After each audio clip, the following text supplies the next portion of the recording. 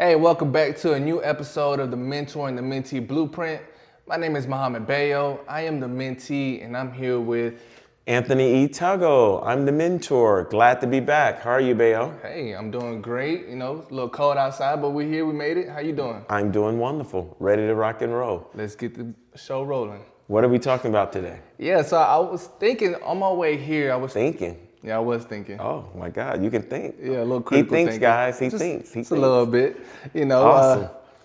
I was reflecting though. That's what I was doing. Reflecting. He's using big words today. So let me prepare myself. Yeah, okay. prepare. I need you to really mentor me. You need me to this. lock in. Yes, Yeah, I'm locking in. Lock in, twin. Yes, lock in. Not twin. Okay.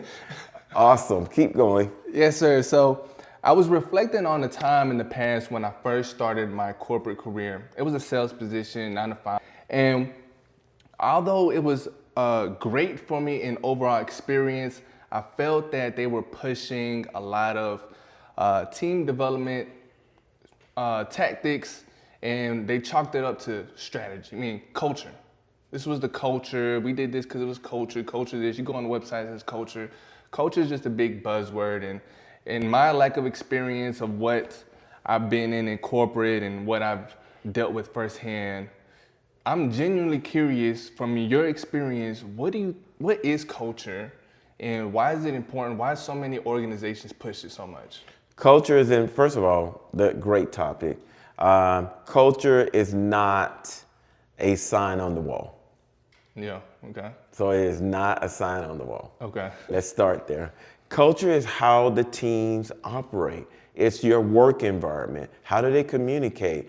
How they operate as a team? Do they look out for one another? Are they able to get things done without tension and being upset with one another?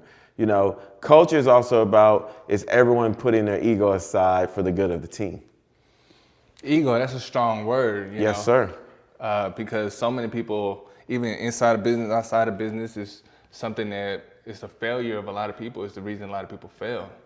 Egos is what is normally one of the major culture killers. It's Yeah. egos. Ego kills a lot of things, not just culture, but it kills people's careers, and we can go on and on and on. Yeah. Egos, if you have one, leave it at home. It's the best advice I can give. That's some good advice. Leave your ego at home. Definitely a culture builder. Culture killer, not builder. So it kind of, okay, I'm sitting across of a seasoned executive, global operations, the infamous Tuggle Nation, right? That is, in my opinion, if it is a good culture, can you tell me what it's made up of? What is a good culture made up of? Yeah, a good culture is goal alignment, communication. They have the right operating systems in place, their cadence, how they give feedback, how they communicate one another. In Tuggle Nation, we had Ask Anthony, we had a Friday communication that went out. We had consistent communication vehicles where people got a chance to voice their opinions, share their expertise or their innovations. Right. And the other thing about it is we also had the right level of recognition. Right level of recognition. What do you mean by that? Recognition would be how you recognize people. We celebrated birthdays, we celebrated anniversaries, we celebrated people when they graduated from college. We celebrated when someone had a new child come into their family. So we celebrated the things that matter to people. That culture is about creating that environment where everyone feel like they are a part of something special. Everyone has a chance to be, I like to say, be great. And at the end of the day, everyone is part of something, part of a winning solution or winning team. Okay. I have never met an individual who does not like to be part of something special or be part of a winning team. And at Tuggle Nation, that's what we created. In Tuggle Nation, people think it was leader-driven, top-down. No. If I said go do it, no, not in the beginning. That would have never worked. Tuggle Nation was able to become this cultural dynamic was because of grassroots. Okay. People believe in the goal. They believe in the goal alignment. They believed in me as a leader. They trusted me, and I trusted them. And they knew at the end of the day, no matter what, I had their back. And I knew no matter what, they had my back. This is why I'm a big believer on if you take care of your people, they take care of you. And if you treat them with respect, we talking about something right now. I was about to say, this is a loaded answer. But yeah. And I think everyone who's watching this just heard you explain a great culture, and everyone has the question now, like, is Tuggle Nation hiring? Because, like, I need to be a part of that culture right there. The recognition, the open vulnerability, the feedback, the communication, the trust. That sounds like Let me tell you, Tuggle Nation, and people probably tired of me talking about Tuggle Nation, but I'm not, because Tuggle Nation actually taught me how to become a much better leader. Tuggle Nation actually helped me transform from being a good leader into being great.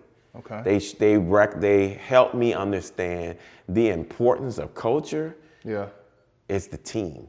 It's the people. Okay. It's the people that get up and come to work each and every day, understanding what role that they play, and creating an environment where they can be like, I feel like I'm part of something special, and they understand their role. And we all have goal alignment. At the end of the day, Tuggle Nation was all about one goal. How do we perform well as an organization? We weren't about the egos. We weren't about personal stuff. It was all about how do we deliver. And at the time, it was AT&T when Tuggle Nation was where I worked, and AT&T, it was all about how do we make AT&T number one. That was Tuggle Nation goal. That what was driven. And how do we take care of our customers? But more importantly, we wanted to take care of the customers. We wanted to be number one for AT&T, but we also wanted to be, how do we take care of each other? So if someone was in need, someone had family members or something happened to them, Tuggle Nation was there. Okay. We looked out for each other. Here's how I know it works, because I have left AT&T now 4 years, and I still, that Tuggle Nation culture, that movement that we created, it's there even when I left AT&T. Meaning I'm still able to connect with Tuggle Nation. You know, the people who worked with me during that period of time, I don't think anything could break us up. And I think if we had a way to come back together, I believe I can get my entire organization back together. Because no, it was really something truly, truly special. Okay. And I've had some great careers. I worked with some great teams throughout my career, but there was not any group like Tuggle Nation. Tuggle Nation was like, it's what most leaders dream of. Okay, well, let me stop it right there, Anthony. Sure, because I was on the road. I'm passionate about Tuggle Nation, just in case you guys didn't know. Yeah, I think we all... I'm going to give a shout out. Can I give a shout out to Tuggle Nation? Go ahead. Woohoo! Tuggle Nation. Woo, woo, woo, woo. Yes. Okay. How many people were in Tuggle Nation? Tuggle Nation in its heyday, 30,000. 30,000. So 30,000. So creating a culture big enough for 30,000 to be bought in, right? That does sound like a great culture, right? But it's a lot of work, but we had fun.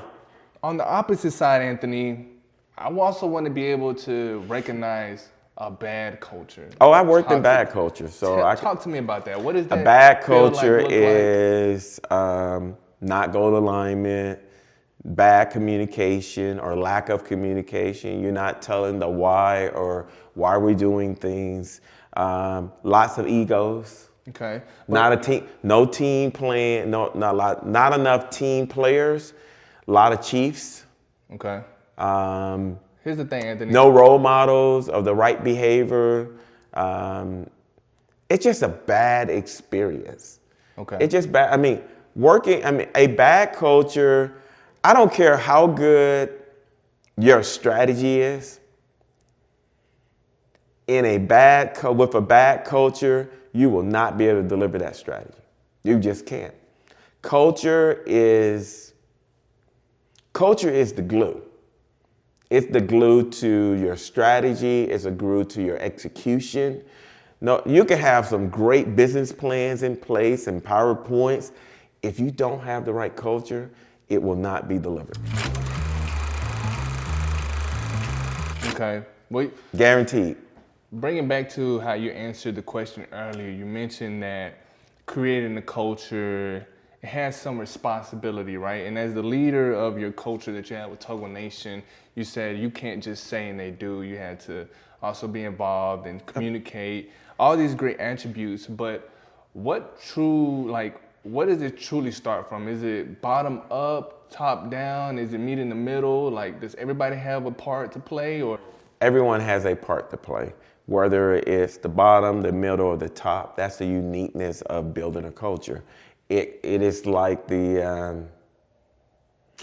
just trying to think, it's what goes through everyone. It's like synergy?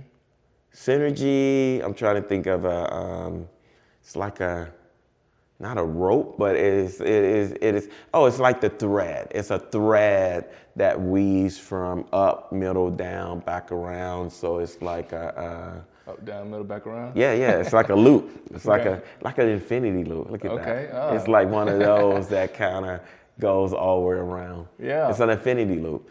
Okay. And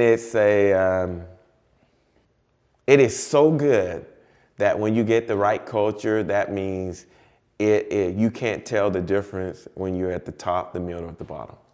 That means goal alignment, communication, how you recognize each other, the cadence of communications, creating a forum where everyone has an opportunity to give back and provide input. If everybody plays a responsibility in building this culture, can you give me a couple responsibilities from a leader aspect? What do they have to do? The leader, one, got to have goal alignment. You got to build trust. Okay. Number two, trust is so important and critical. You got to make sure you're creating a forum where everyone has input. They have a way to communicate, meaning in Tuggle Nation, we had Ask Anthony. So it was my way to figure out how to communicate. But you also have to be able to kind of have things like town halls, monthly town halls, recognition. It's just so many things that kind of pours into that from a leader standpoint. The other thing as a leader that I should have said first was you have to role model those behaviors. You got to role model those behaviors. They got to look at you and be like, that's my leader. Gotcha. That's my leader. That's my leader. He recognizes us. He always look out for the people. He communicates well. He tell us the why during the good times and the bad times. And we trust him because he has spent time to and the leader has to understand his employees. That requires time. You have to get to know each other. And that requires, to my leaders, that requires talking to your employees, understanding understanding their whys. And the uniqueness about Tuggle Nation is I understood the why. Although it was 30,000 people around the world, I knew their whys. I knew that their whys were similar to my whys. My why and their why was family. Family was very important. A lot of them, it was community. Right. So our whys align, and I was able to reconnect or connect with them on the whys. I knew what was important. Our kids was important. So let me ask you this. sometimes we don't get it right on the first time. So for those leaders, Of course not. Because you talked about forum and these ASMEs, but what can a leader do if they don't have trust within their culture or their team? And if they already don't have it, can they rebuild trust? Yes, you can build it, but you got to start with what? Communication. Yeah, you got to start with talking to your employees. You got to start, honestly, you got to start with being vulnerable. Okay. You know, opening, sharing, and I would, if I'm coaching the leader, I would probably tell the leader, hey, why don't you, in your next team meeting, just ask an open-ended question. What can we do differently? You know, you use a simple tool like start, stop, continue. And then ask the question to the team and ask it in a way that you really want the feedback. The one thing about managing people, people know when you're being authentic. Yeah. So if you don't want to know the answer, don't ask them. But if you really want to fix culture, ask your employees. They know. And they're willing to tell you. So we're talking about employees. So as a contributor to the culture from a team member aspect, what are some responsibilities they might have to enabling this good culture? What can a leader expect for their team? I mean, I think most leaders want their team members to be team players. Yeah. You want I want you to be a good team player. Yeah. I want you to look out for the team. Okay. I want you to leave your ego. Right. I'm telling you, that ego gets in the way. Yeah, The ego gets in the way from teaming. It gets in the way of leading. I mean, my advice to everyone, leave your ego at the door. It's not needed. Not if you want to be part of something special. And not if you want to be part of something that's going to change the game and make a difference. You know, so we're talking about now you want to be a part of something special, but how can you build something or showcase something to make someone feel like it is special? How do you get them to buy in? They first started or been there, just never operated to your standards. I think you have to show them. It's step by step. You have to walk them through a day of life and day of your life, and then help them kind of see. One thing you can't do, you can't just tell them, oh, we're going to have a great culture. That's not it. You got to show it. Yeah. I mean, you got to demonstrate it. You got to do things like celebrate with them the small wins. You know, celebrate birthdays, anniversaries. You got to let people, the one thing I've learned is you got to make people feel like they are seen, heard, and valued. Okay. Don't forget that. Yeah. Seen, heard, and valued. Most people want to be seen, they want to be heard, and they want to feel value. And it's our jobs as leaders to figure out how to kind of pull those three things together and bring them to light. And that's what they want. That's what people want. That's the trust, that's the communication, that's the role model. And once you do that, I mean, the one thing I would tell people, once you do that, you will never want to go back once you've created an environment with that special culture.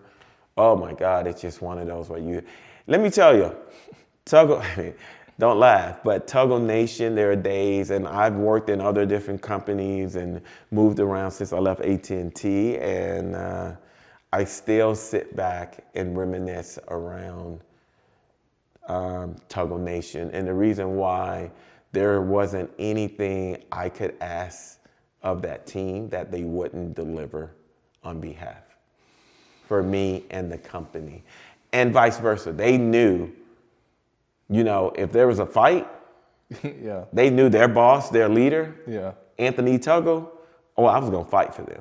You know, they knew if there was something, I was going to represent them well. And that's what people want. They want to know that when it gets tough, are you going to roll over, or are you going to fight with us? And you're going to also, part of also being a leader and creating the right culture, you got to be straight up.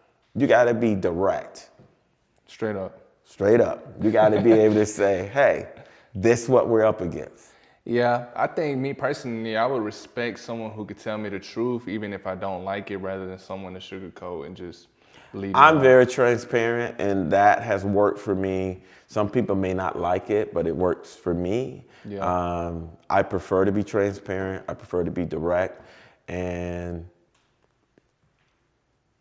one of the things that I know that's true, most of us, probably all of us, spend more time at work than we do with anyone else. So if I'm gonna spend this much time with you, we're gonna have fun. Yeah. We're gonna do great things. I'm gonna help create that environment where you feel like, man, I'm part of something special. I can do some amazing things. I wanna take on the world. Yes, no matter what it is, good, bad, or ugly, we got you, but that's the environment I want to be in.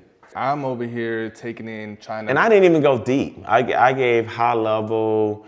There's so much more to creating the right culture, but the basics center around goal alignment, how you communicate, what type of recognition and reward programs you have to celebrate small successes, understanding how each member plays in the bigger goal, and making sure they understand their role.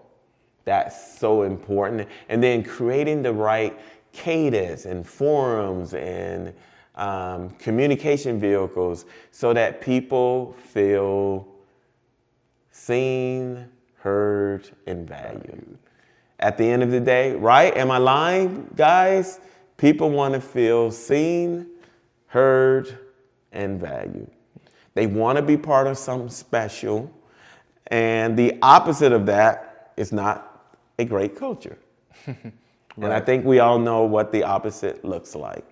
But my message today is culture eats strategy, meaning you can have a great strategy, but without a good culture, you will not be able to execute that strategy. When I say 1 + 1 = 3, that's culture. Culture is the secret sauce. And you tie that with people management. People management is the most essential skill a leader can learn because it plays a huge role. With the right culture, you can do amazing things. And lucky for me, I was afforded that opportunity to create an amazing culture. And we did some amazing things. Thanks, Bayo, for a very good discussion. As you can tell, culture is one of my favorites. I see. One of my favorites. So, but I do want to just say to everyone, we're in the beginning of 2026. We're still in January. Let's go do amazing things and change people's lives. Let's go. Let's go. All right. Woohoo!